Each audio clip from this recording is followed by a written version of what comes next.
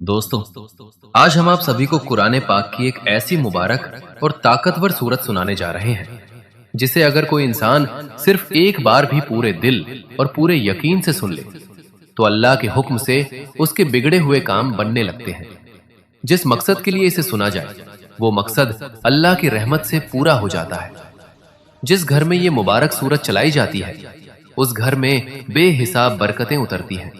रहमतें बरसती हैं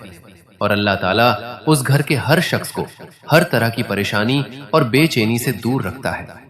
दोस्तों, अगर आप चाहते हैं कि आपकी जिंदगी के उलझे हुए काम सुलझ जाएं, अगर आप चाहते हैं कि आपकी मेहनत रंग लाए, तो इस सूरत को सुबह और शाम सुनने का मामूल बना लीजिए। यकीन में आपकी कोई हाजत है जो पूरी नहीं हो रही, अगर दिल के अंदर कोई दुआ अधूरी रह गई है तो बस इस सूरत को पूरे ध्यान से सुनिए और अल्लाह से दिल खोल कर मांगिए। इंशाअल्लाह आपकी हर मुराद पूरी होगी। और दोस्तों, अगर आपको लगता है कि लोग आपके कारोबार से जलते हैं, बुरी नजर लगाते हैं या फिर आपके घर, दुकान या बिजनेस पर किसी तरह की बंदिश, जादू या बुरा असर है, तो इस सूरत को अपने घर और दुकान में जरूर चलाइए। अल्लाह के हुक्म से हर बुरा असर खत्म होगा, हर बंदिश टूटेगी और आपके रिस्क के रास्ते खुल जाएंगे। अगर कोई बीमार इंसान इसे दिल से सुन ले तो अल्लाह शिफा अता फरमाता है, क्योंकि कुरान रहमत भी है और शिफा भी। दोस्तों, बस एक बात याद रखिए, इस सूरत को अधूरा मत छोड़िए, पूरा ध्यान और अदब के साथ सुनिए, क्योंकि पूरा सुनने से बिगड़े काम बनते हैं। आइए हम सब मिलकर अल्लाह की बारगाह में दुआ करें। या अल्लाह, जो भी इस सूरत को पूरा सुन रहा है उसकी हर परेशानी दूर फरमा, उसके बिगड़े काम बना दे, उसकी हर हाजत कबूल फरमा, उसके कारोबार में बरकत दे और उसके घर में सुकून अता फरमा। आमीन। तो आइए दोस्तों, शुरू करते हैं। अऊज़ु बिल्लाहि मिनश शैतानिर रजीम, बिस्मिल्लाहिर रहमानिर रहीम। यासीन वल कुरआनिल हकीम, इन्नका लमिनल मुरसलीन अला सिरातिम मुस्तकीम, तंज़ीलल अज़ीज़िर रहीम, लितुंज़िर क़ौमन मा उन्ज़िर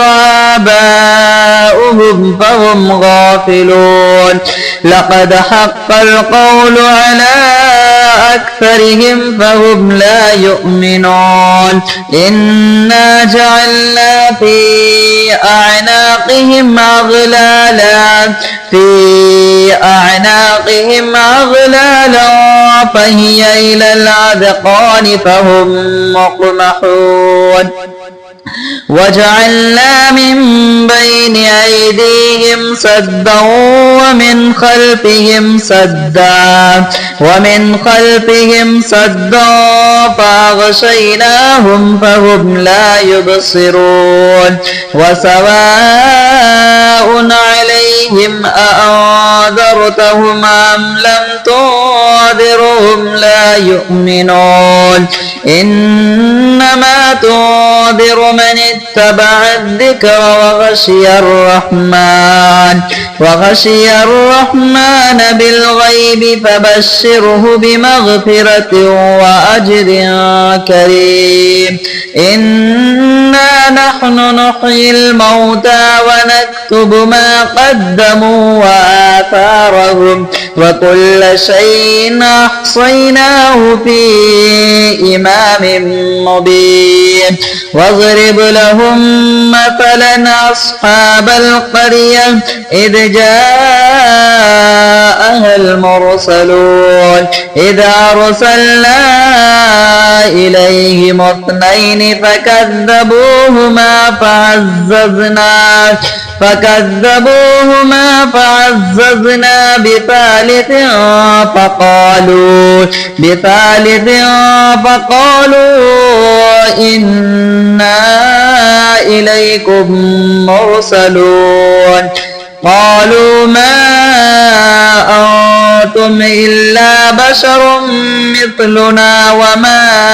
أنزل الرحمن وما أنزل الرحمن من شيء إن أنتم إلا تكذبون قالوا ربنا يعلم إنا إليكم لمرسلون وما علينا إلا البلاغ المبين قالوا إنا تطيرنا بكم لئن لم تنتهوا لنرجمنكم وليمسنكم منا عذاب أليم قالوا طائركم معكم أئن ذكرتم بل أنتم قوم مسرفون وجاء من أقصى المدينة رجل يسعى قال يا قوم اتبعوا المرسلين اتبعوا من لا يسألكم أجرا وهم مهتدون وما لي لا أعبد الذي فطرني وإليه ترجعون أتخذ من دونه آلهة إن يردني الرحمن بضر لا تغن عني شفاعتهم شيئا ولا ينقذون إني إذا لفي ضلال مبين إني آمنت بربكم فاسمعون قيل ادخل الجنة قال يا ليت قومي يعلمون بما غفر لي ربي وجعلني من المكرمين وما أنزلنا على قومه من بعده من جود من السماء وما كنا منزلين إن كانت إلا صيحة واحدة فإذا هم خامدون يا حسرة على العباد ما يأتيهم من رسول إلا كانوا به يستهزئون ألم يروا كما هلكنا قبلهم من القرون أنهم إليهم لا يرجعون وإن كل لما جميع لدينا محضرون وآية لهم الأرض الميتة أحييناها فأخرجنا منها حبا فمنه يأكلون وجعلنا فيها جنات من نخيل وعناب وفجرنا فيها من العيون ليأكلوا من ثمره وما عملته أيديهم أفلا يشكرون سبحان الذي خلق الأزواج كلها مما تنبت الأرض ومن أنفسهم ومما لا يعلمون وآية لهم الليل نسلخ منه النهار فإذا هم مظلمون والشمس تجري لمستقر لها ذلك تقدير العزيز العليم والقمر قدرناه منازل حتى عاد كالعرجون القديم لا الشمس ينبغي لها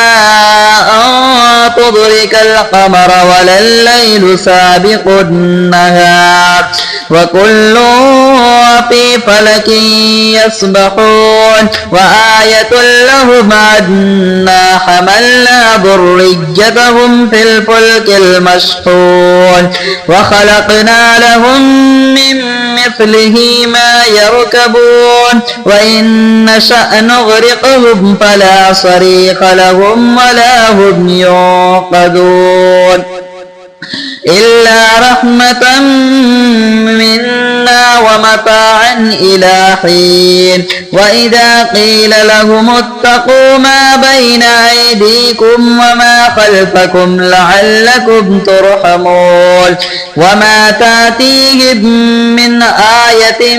من آيات ربهم إلا كانوا عنها معرضين وإذا قيل لهم أنفقوا مما رزقكم الله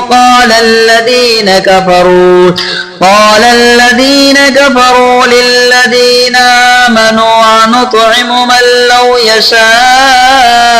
الله أطعمه إن أنتم إلا في ضلال مبين ويقولون متى هذا الوعد إن كنتم صادقين ما ينظرون إلا صيحة واحدة تأخذهم وهم يخصمون فلا يستطيعون توصية ولا إلى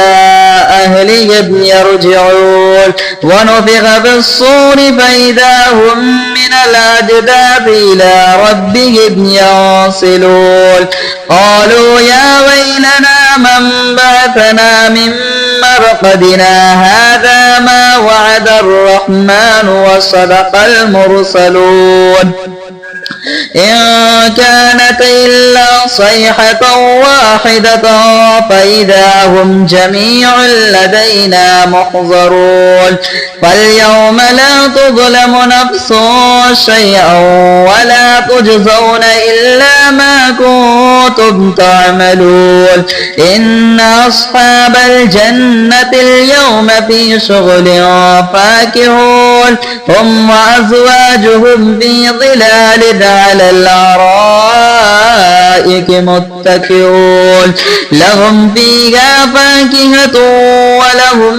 ما يدعون سلام قولا من رب رحيم وامتازوا اليوم أيها المجرمون ألم عهد إليكم يا بني آدم ألا تعبدوا الشيطان إنه لكم عدو مبين وأن اعبدوني هذا صراط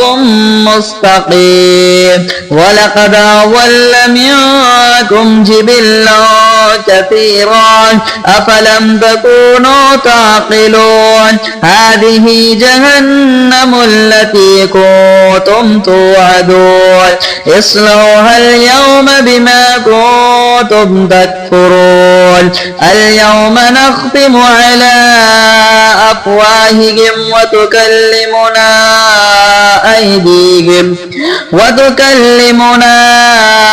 أيديهم وتشهد أرجلهم بما كانوا يكسبون ولو نشاء لطمسنا على أعينهم فاستبقوا الصراط فأنى يبصرون ولو نشاء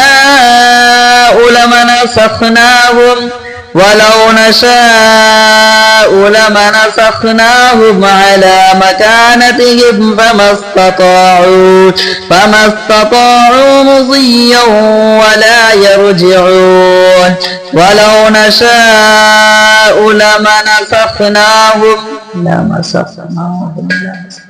ولو نشاء لمسخناهم على مكانتهم فما استطاعوا مضيا ولا يرجعون ومن نعمره ننكسه في الخلق أفلا يعقلون وما علمناه الشعر وما ينبغي له إن هو إلا ذكر وقرآن مبين لينذر من كان حيا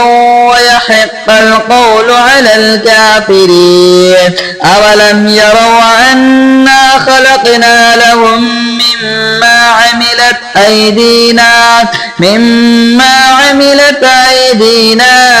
أنعاما فهم لها مالكون وذللناها لهم فمنها ركوبهم ومنها يأكلون ولهم فيها منافع ومشارب أفلا يشكرون واتخذوا من دون الله آلهة لعلهم ينصرون لا يستطيعون نصرهم وهم لهم جند محضرون فلا يحزنك قولهم إنا نعلم ما يسرون وما يعلنون أولم ير الإنسان أنا خلقناه من نطفة فإذا هو خصيم مبين وضرب لنا مثلا ونسي خلقه قال من يحيي العظام وهي رميم قل يحييها الذي أنشأها أول مرة وهو بكل خلق عليم الذي جعل لكم من الشجر الأخضر نارا فإذا أنتم منه توقدون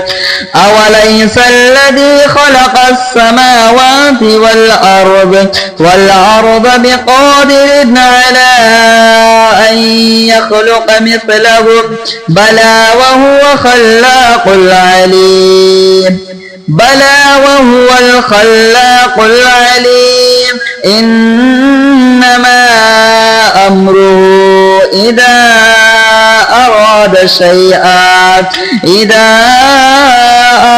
شيئا أن يقول له كن فيكون فسبحان الذي بيده ملكوت كل شيء